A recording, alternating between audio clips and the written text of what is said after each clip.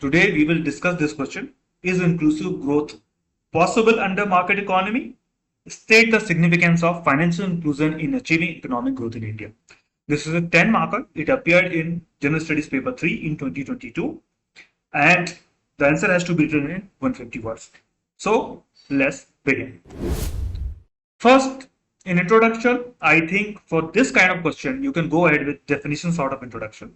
So, as per OECD, inclusive growth is economic growth that is distributed fairly across society and creates opportunity for all. So, if you define inclusive growth, which is already mentioned in the syllabus and the question has frequently occurred, therefore, you should prepare the definition. And that can be used as the introduction. Now, if we go back, we will have to address the first part of the question. Is inclusive growth possible under market economy? Now, this could be a debate and actually you can write, yes, it is possible, not it is possible. But given that it's a 10 marker and there are two parts, I would just go ahead and write, yes, inclusive growth possible under market economy.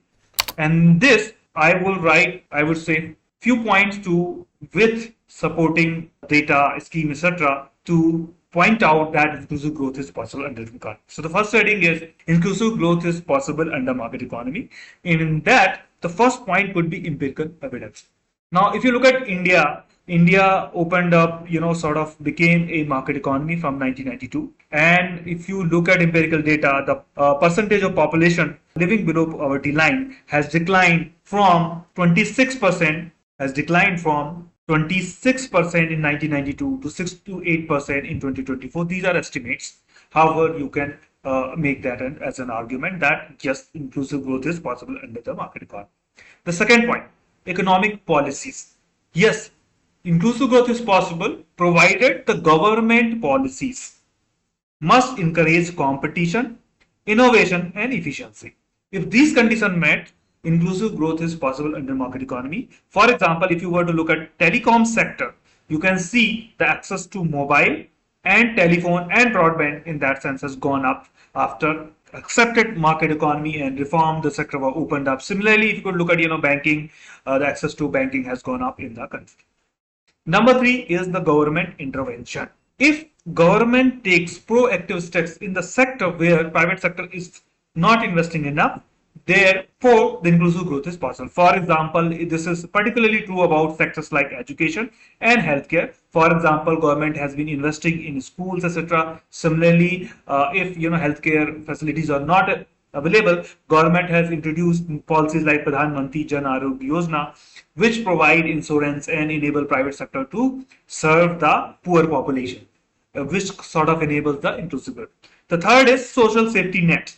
Social safety net, for example, if there is not enough job in the market economy for certain sector, government can come up with a policy which builds, which provides sort of safety net in case of the challenges being faced by this population. For example, MG Narega provides employment opportunity to unskilled workers in rural areas which are unable to find employment under the market economy, and therefore this promotes inclusive growth. So in this way, we have argued how inclusive growth is possible under the market economy.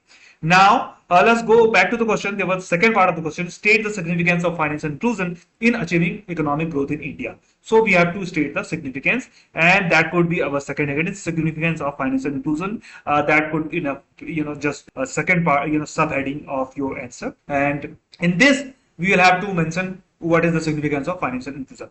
So let's write a few points about that also, and with the supporting data. So number 1, empowerment of marginalized group. Now, if the financial services are available to the marginalized section, they are able to manage their risk, smoothen consumption, and accumulate assets. For example, Pradhan Mantri Jan Jeevan Jyoti Bima Yojana provide insurance to population, and I think it is open to everyone, so anyone can enroll. Now, if someone to die from unforeseen reason, this allows the poor families to manage their risk. Similarly, with the access to payment bank, migrant population is able to transfer money without much of the charges which used to be there earlier in the informal sector, and it also reduces risk of carrying cash. In that way, it saves money for the poor population, and that can go go into consumption. Similarly, they can save into a bank account, saving account, mutual funds, and that can help them accumulate assets and help these empower these marginalized population. Now the second point is economic productivity. For example, if the small businesses and individual are able to borrow at appropriate rate and small rate, they can go ahead and expand their businesses, small businesses, so which can not just encourage entrepreneurship but also improve economic productivity. For example, Pradhan Mantri Jan Dhan Yojana has allowed access to banking services. Then there are microfinance which allow rural poor to borrow. Similarly, small finance banks provide access to loans to the small businesses, etc. The number third is reduction in cash economy. When we reduce cash economy, for example, if you look at UPI, it has enabled online transfer, and it allows access to it leads to formalization and also allows banks, etc., to lend to these, and this helps reducing corruption, improve transparency.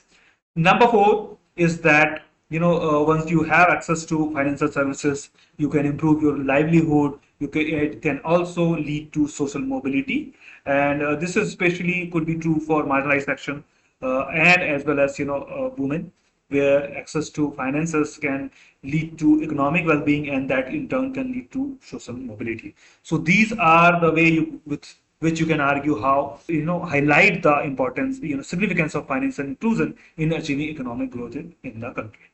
In last, I would say you would have to you can write a conclusion that inclusive growth is indeed possible under an economy. However, it requires that the government has there are proactive government policy initiatives that promote financial inclusion, ultimately leading to sustainable economic growth in India. So this is all, and it's a 10 marker, so you do not have much scope to go beyond what is asked in the question. Stick to what has been asked. Define, you should have a proper heading and subheading, and within that, try to write as many points as possible with supporting data, case study, or government scheme, etc., which you can highlight. There could be more case studies, and if you have some about these financial inclusion and inclusive growth, please write in the comment section. Thank you for watching this video, and BANO IAS will be back with the next question and its discussion on his Telegram channel and groups. Thank you.